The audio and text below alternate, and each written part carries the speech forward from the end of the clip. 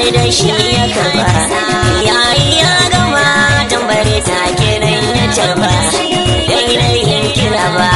mu'azu ya rika bai wa doron gwani ba idan ba rago bane ba daidai yin kira ba da masu saraki dan daga ma'azu kuɗi ba daga bello ba masani dan mu'azu asalin sa'adu ba yayi ya wuce mahaifinsa har ya karba abubakar da wali ba da rike ba yayi addu'a saboda rabbana ya karba tara kam da shi ba zan daina addu'a ba yayi ya wuce baba da soki sai ya karba jinin buhari baba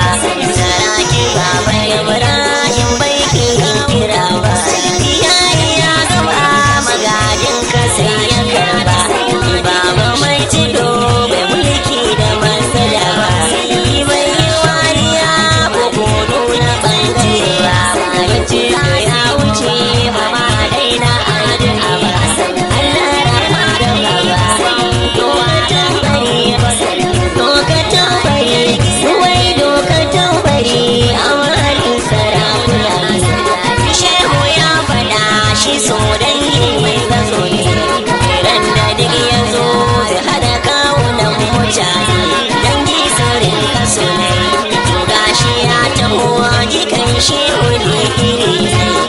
in yana wuri sarakan mu hakima ne duk sun cire a bayu ku za su yi mu bayi ali adani a zaune mutuwa mai ɗauke shaida ya mutu sai kai ka mutu a to don haka yanzu miyan rage sai mai addu'a kai idan mun tuna farki macido Allah ka hewa tsohon sarki na yanzu Allah daɗa mai martaba kuka muke yi mai yi kukan rashin farki macido yanzu murna muka yi kuka ya wuce